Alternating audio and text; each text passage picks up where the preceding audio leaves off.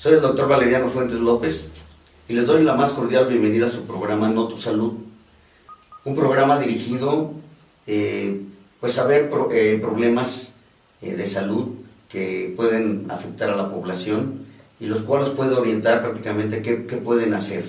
El día de hoy con un tema que yo creo que es de suma importancia, que como es el autismo.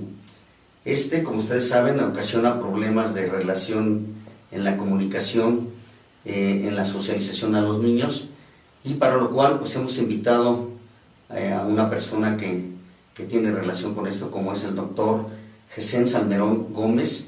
Él es neurólogo pediatra, es egresado de la Universidad Michoacana de San Nicolás de Hidalgo, hizo su especialidad en el Hospital Infantil de México, y ya por no sé cuántas veces, pero ya lo hemos invitado en otras ocasiones, y al cual de veras quiero agradecer mucho porque pues es una persona que es muy trabajadora y que pues tiene múltiples ocupaciones, para lo cual pues aceptó venir nuevamente con nosotros. Así que muchas gracias, José, de aceptar la invitación. Al contrario, doctor, gracias por la oportunidad y la confianza.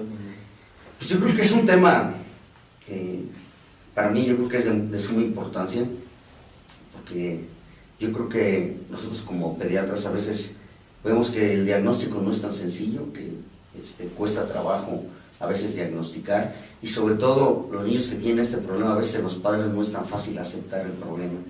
Entonces, pues, la primera pregunta que yo te doy, ¿qué es el autismo? Bueno, antes de empezar con lo que es el autismo, tenemos que definir qué es un trastorno mental. Un trastorno se caracteriza por un conjunto de signos o síntomas, los cuales tienen una repercusión ya sea en la cognición, ¿sí?, en el conocimiento, en las emociones o en el comportamiento o lo que es lo conductual. Y esto se va a desarrollar durante las etapas biopsicosociales del individuo, en las diferentes etapas, ¿no? Y tiene una repercusión directa en su calidad de vida, es decir, afecta su calidad de vida.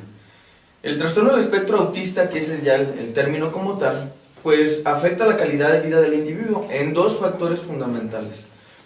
Uno de ellos se llama, o tiene limitación en la comunicación social.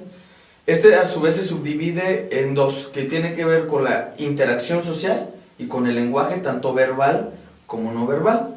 Y la otra área es que tiene conductas restringidas y repetitivas, que le incapacitan al niño el poder realizar o llevar un proceso evolutivo del neurodesarrollo normal. Considerando esta condición, nosotros en algún momento definimos esta parte como una patología que afecta íntimamente la cuestión de carácter social, ¿sí?, y los comportamientos que acabamos de mencionar, ¿no? Para que la gente se dé cuenta, ¿qué tan frecuente es este tipo de problema?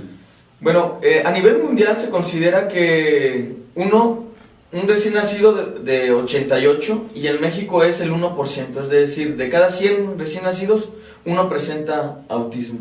Estamos hablando que en promedio por año estamos alrededor de 2.500 nuevos casos de autismo en relación a los nacimientos. Eso es. ¿A qué edad se puede presentar y en qué sexo es más frecuente? Bueno, la edad.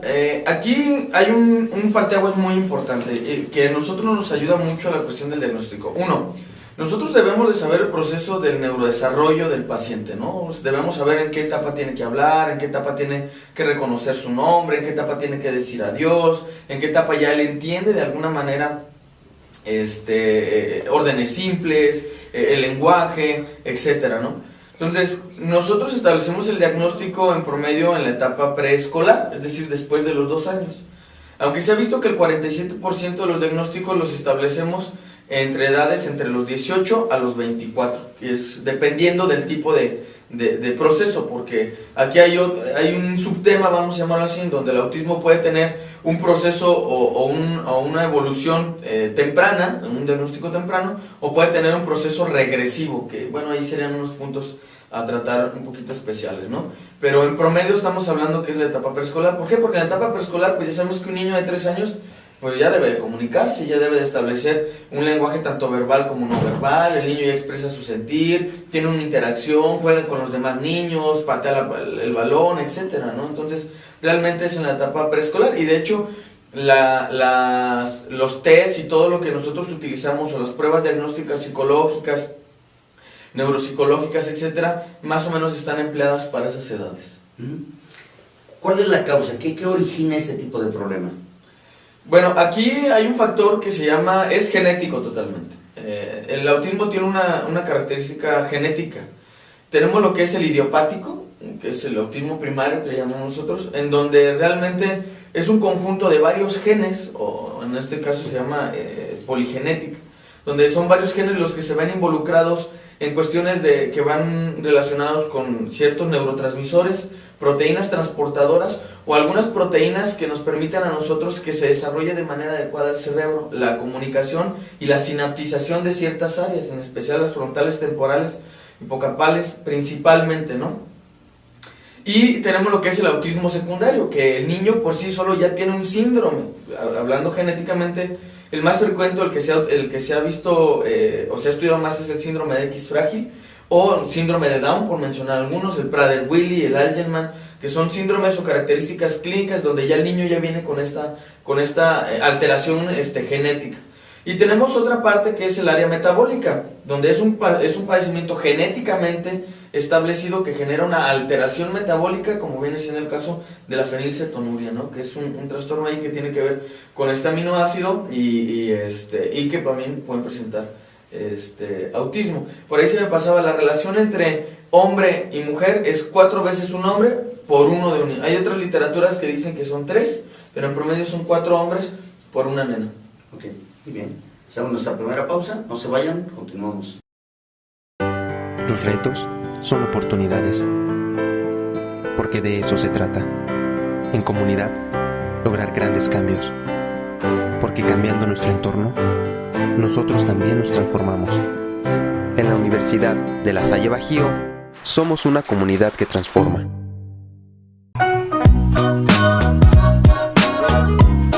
Mamá, me duele la panza, llévame con el doctor Valeriano. Vamos de inmediato con el doctor, hijo, no te preocupes. Doctor Valeriano Fuentes López, médico pediatra, Conjunto Florida, 9º piso. Continuamos. La plática del día de hoy es autismo y tenemos de invitado al doctor Gessen Salmerón Gómez. Continuamos, doctor. ¿Cuáles son los síntomas propios de este tipo de problema? Bueno, hay una clasificación que se llama del manual de las enfermedades psiquiátricas, ya ahora el 5, el DSM-5, en donde lo cataloga en varios puntos. Vamos a tratar de ajustar estos puntos a nuestra condición real. Habíamos platicado que el trastorno del espectro autista, uno de los primeros puntos es que tiene una limitación en la comunicación social. Aquí lo vamos a subdividir en lo que viene siendo la interacción social y lo que viene siendo el lenguaje. En la cuestión de la interacción social, nosotros nos podemos dar cuenta de que el niño tiene dificultades desde etapas muy tempranas, desde que el niño no llora para sus demandas. O sea, el niño que tiene problemas de autismo no llora para sus demandas. Cuando le habla a la mamá, pues realmente no la busca, no hay sonrisa social. Generalmente los niños a los 8 meses, ya comprenden su ¿cómo se llama? Su nombre, o ya entienden su nombre. No lo hay. Nos damos cuenta, a los 8 meses empiezan los niños a distinguir extraños, entonces el niño pareciera que no los distingue. Comentan muchas veces la mamá, pues es que yo le adivinaba lo que él de alguna manera quería, yo trataba de jugar con él, no transmitía sus goces o disfrutes, o sea, no. Eso más o menos es una etapa menor de un año. Una etapa de un año, pues un niño pues, le gustan los dulces, ve al perrito, o trata de alguna manera de interactuar con otros niños, ¿verdad? Pelea, se enoja con los demás niños. Realmente el niño que tiene estas características generalmente siempre es aislado, le cuesta un poquito de trabajo de alguna manera el poder mantener o el poder establecer nuevas relaciones, que si algo tienen los niños es que se caracterizan por eso, ¿no? Porque ven otros niños y se adaptan fácilmente, ¿no? Bajo esta condición, ¿no? En la parte de la cuestión del lenguaje, aquí el niño tiene dificultades tanto para el lenguaje verbal como no verbal. En el caso del lenguaje verbal, pues el niño no, como lo mencionamos, no emite de alguna manera o se limita de alguna manera en cuestión de los vocablos para poderse comunicar. Ya platicábamos que los papás le adivinan, o sea, le llegan a adivinar qué es lo que quiere el niño, ¿no? No es como aquella persona que mamá dame agua o mamá vamos a la calle, que eso más o menos lo estamos estableciendo desde los desde los 2 años, pero como les comentaba, desde etapas muy tempranas se puede identificar. Un niño grita, un niño llora cuando quiere llamar la atención, es una manera de comunicarse, ¿no?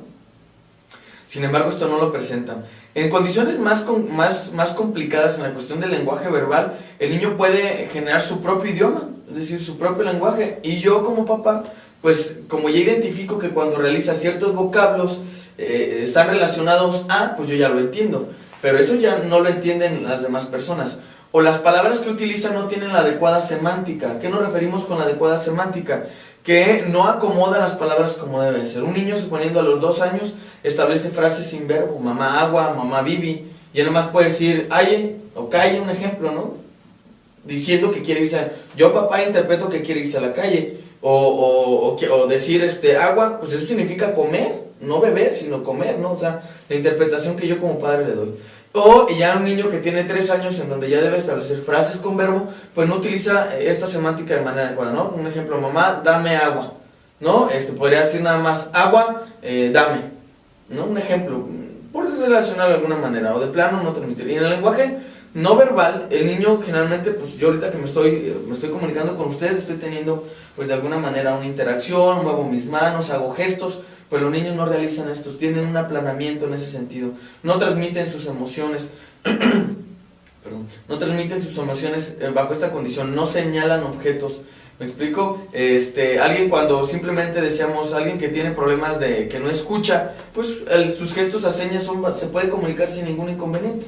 En cambio, el niño con el trastorno del espectro autista, pues esto se encuentra completamente limitado. Yo les digo, siempre le adivinan. Generalmente le adivinan y conforme va pasando el tiempo, pues se van adaptando los padres al niño y pues ya de alguna manera es como se están comunicando, pero hay esa parte de la alimentación.